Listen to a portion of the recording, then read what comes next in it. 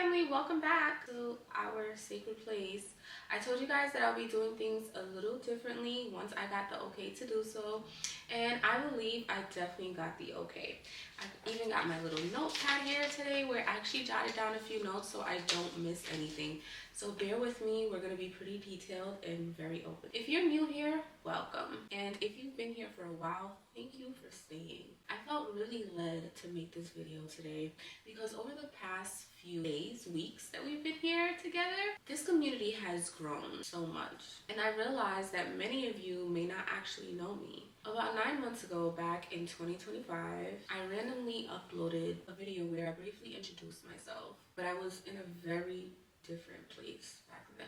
And today, I want to intentionally reintroduce myself to all of my 30 new subscribers. I can honestly say Nadine you would have met 9 months ago and the Nadine speaking to you today are two completely different people. These past 9 months took me through a lot.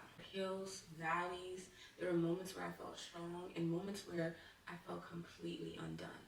But through every single season, one thing became very clear to me. God never left my side. Not once. Even in the moments where I didn't feel him, even when I was questioning things about myself, my future, my purpose, he was still there. As I started reflecting on that, I realized something important. There are so many people around that log into YouTube every day going through similar things silently. People who don't feel comfortable opening up, people who haven't reached to the point where they're actually ready to go to therapy or they feel like therapy could be useful to them. People who feel shame, guilt, or like somehow they failed in life. People who blame themselves for seasons that are actually shaping them. As I was reflecting, I felt God nudge me.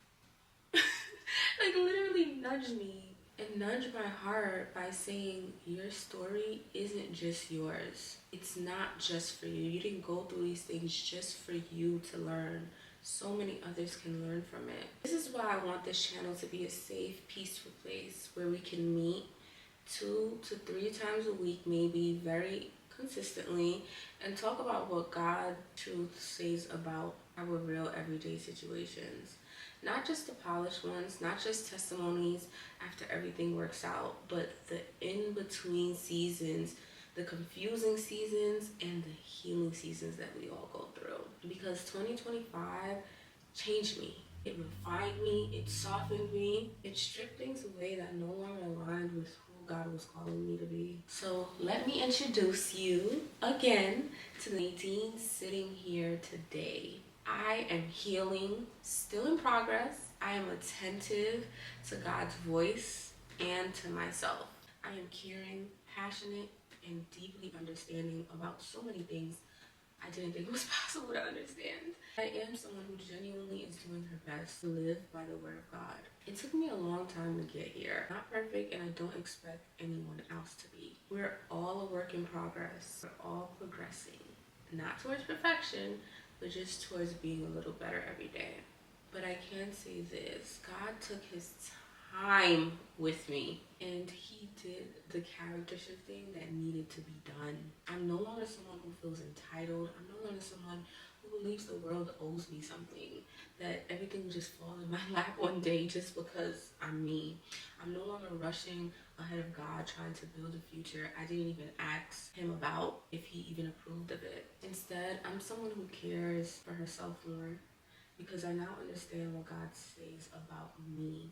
I appreciate the smallest things because I remember where God brought me from. And I'm learning to walk patiently, trusting his timing instead of forcing my own. For those of you who aren't sure who I am, but you've been tuning into my videos, my name is Nadine. I was born in Haiti and I migrated to America when I was about 3 months old. So I didn't migrate myself, but I did migrate here with my single father and my 3 siblings.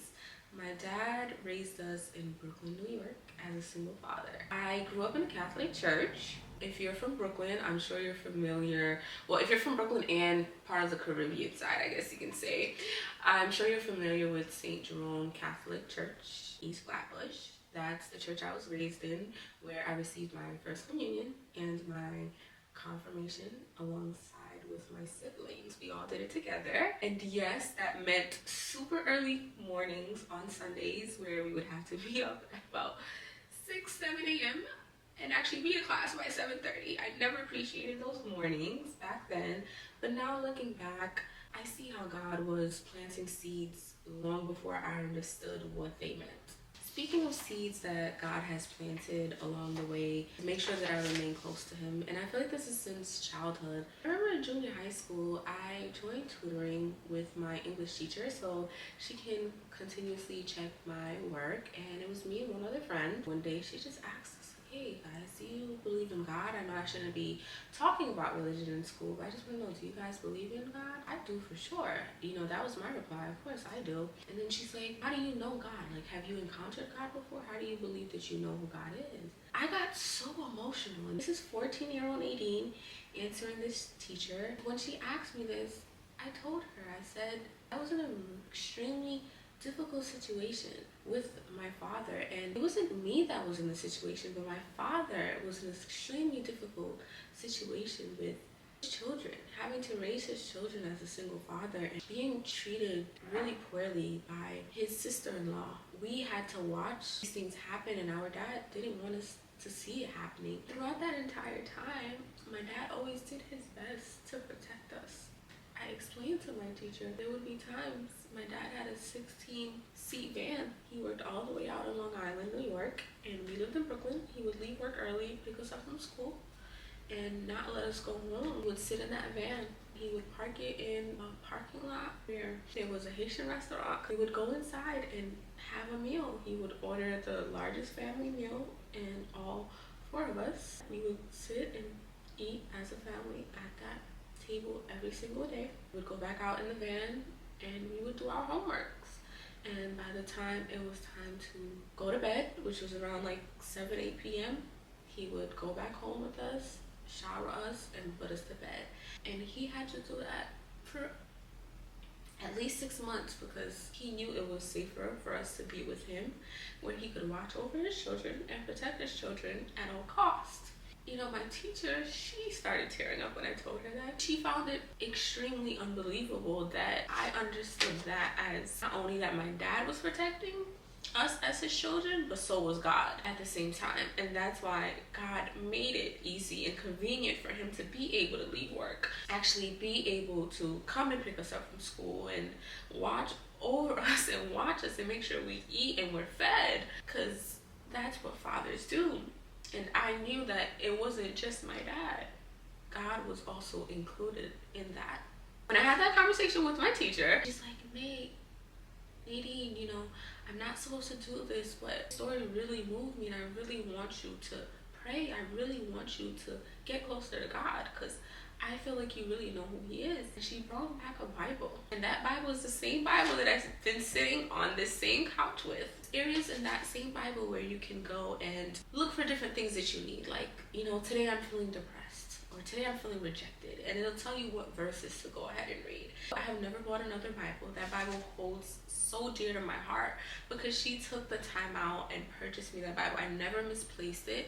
And today I can say I've used that Bible more than I've used any book in school. That's like one of the seeds that were planted. I feel like she was put in my path to actually give me a tool that I can use for the rest of my life, because that Bible is going to be with me till the very end of my days. From there, my religious journey grew even more because I was going through segments in life where I wanted things to go my way. I did find that I always prayed to God when I needed something, or when I felt like, oh man, everything seems chaotic. God, I need you to fix this now. That's how I would always go to God. I never went to him for good days. I never went to him just to talk about how I felt. I realized that, of course, as I got older. Although I wasn't attending church because I was away at school, I kept my relationship with God alive, I feel, through listening to gospel music. I was still pretty much a lukewarm Christian. I can't lie about that. And then as the years went along, kind of like stopped going to church because it wasn't a requirement anymore to go to Catholic church with him. It's like if you went with him, you went, but he didn't say, oh, you all have to be dressed Sunday morning. My best friend at the time, and she would tell me like, girl, what are you doing Sunday? And I'm like, I'm gonna be home. She's like, what do you mean you don't go to church? And I'm like, no, church is so boring. All I do is fall asleep. I didn't feel a connection with God in Catholic church. And this is me being completely honest. It might be different for every other person, but for me, I just didn't feel that connection. I feel like everything was the same reoccurring hymns. I don't feel like any of the music related to me. It just wasn't for me. So I gave up on it altogether. That's just the honest truth. And she invited me to her church one day, and she was attending a Baptist church. And when I mean the very first day I stepped foot in that church and heard that pastor, I could not stop the tears from rolling out of my eyes. Every single Sunday that I attended that church, the tears were just continuously rolling down my eyes. And I'm like, what is going on? Why can't I stop the crying? And I started becoming embarrassed by it because I would try to stop myself from crying. And then my friend told me, she's like, I wouldn't fight the tears because this is actually one of the first times that you feel so close. Like you feel like God exists, like he is someone who is so real to you. So why don't you just accept the emotions?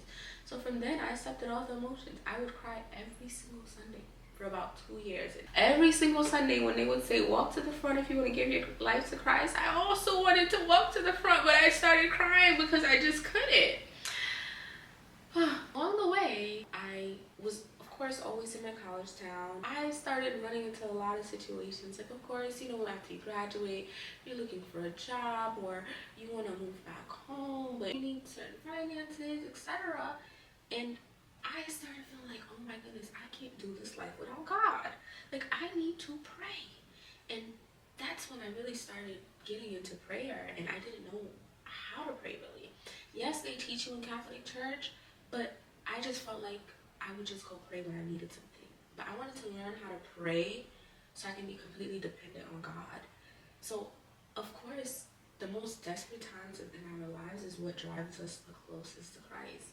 So I am just being honest. Some of the most desperate times is what gravitated me the most to build my relationship with Christ. And that was all after college, growing up throughout the years, and even now, we're in 2026 and I feel like this is God leading me because I have built that relationship with him and I have tried everything I possibly can, but I realize there's no other option but him. Anything outside of him is too much of a risk. It's not worth it at all. I'll be honest with you, opening up like this makes me feel very vulnerable, but I also know I received the okay from the Lord to do so. And because of that, I'll continue to show up honestly, not to glorify me, myself, but to glorify God and make it easier for someone else to breathe, heal, and feel less alone.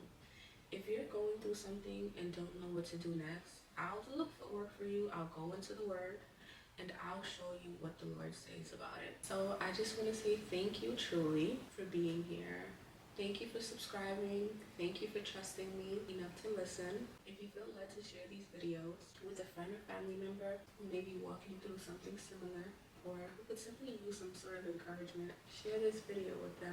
This channel is meant to be a calm place where you can come as you are, a place where we sit together, open the Word, and let God speak.